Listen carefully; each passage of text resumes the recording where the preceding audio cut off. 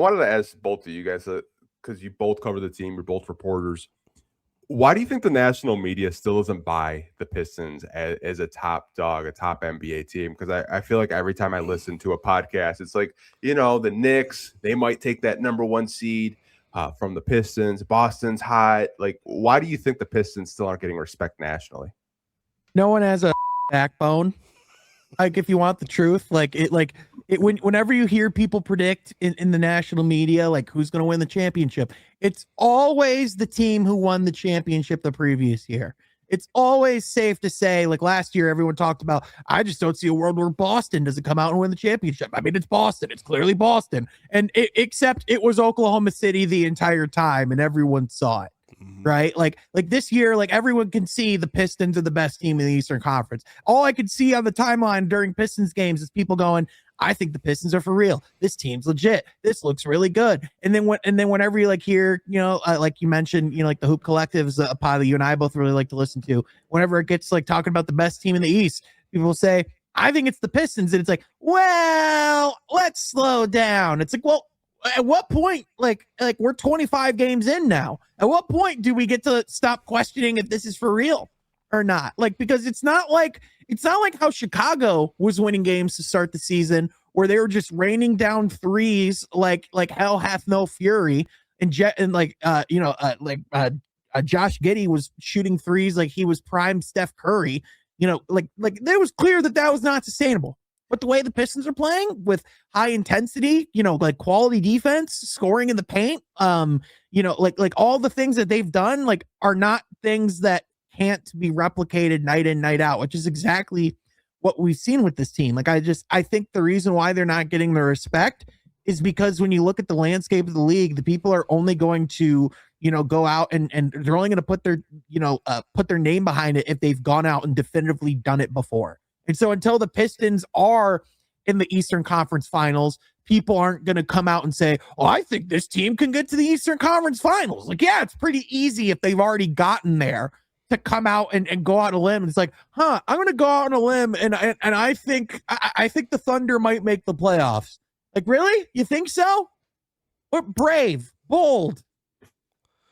Yeah, a lot of these arguments are there. A lot of these arguments against the Pistons, based on what Sean is saying, they're either based on the future or they're based on the past. They're not based on what's happening in this current moment right now.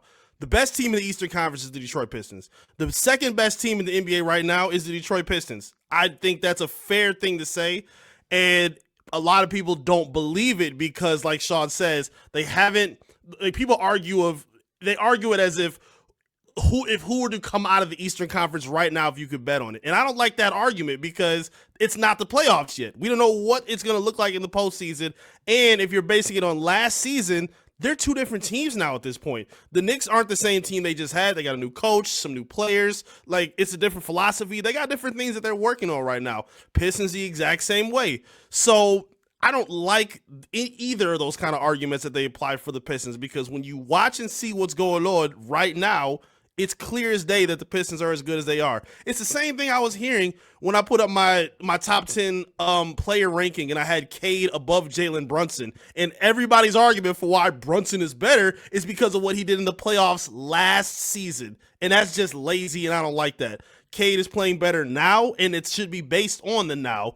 And then even basing it on other things. Like, I think Cade should be higher in these MVP rankings that I'm seeing. Like, I don't like how people kind of pick and choose and change criterias, because the first few years we heard impact on winning. We heard winning records being so important and whatnot. Now Cade has his team number one in the East. Pistons playing fantastic on both sides of the ball, and Luka Doncic with the Lakers, who are fourth in the West, if I'm not mistaken. Not a better record, not playing better.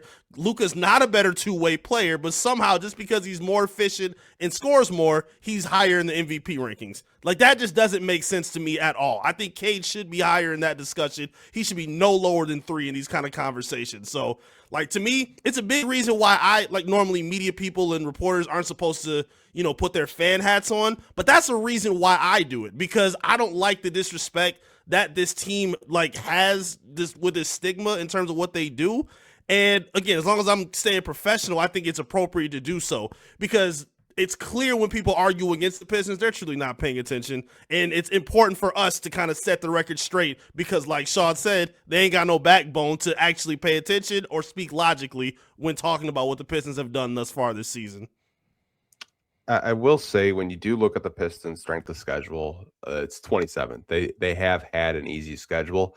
I do feel like from a national perspective, they're waiting for the Pistons. Like, we have a West Coast trip coming up the week of Christmas. I think if they come out of that West Coast trip, they take care of the Blazers, they beat the Lakers, who that just got picked up for a NBC game, by the way, Pistons and Lakers. I think if you go and have a really great West Coast trip, maybe they'll kind of change their tune. But I feel like it's not a Bull situation like you touched on, Sean. Like, the Bulls were terrible last year, but they were 5-0. They were the number one seed for the first week of the NBA season. But the Pistons have been the number one seed for multiple weeks. They've beaten the teams in front of them. You can't really fault the NBA for giving them of a more relaxed schedule. They're taking care of business. And in the losses that they have had, they haven't really been blowouts outside of the Chicago Bulls loss. And I think that was opening night. Every game has gone down to the wire. Yeah. Oh, Cleveland too.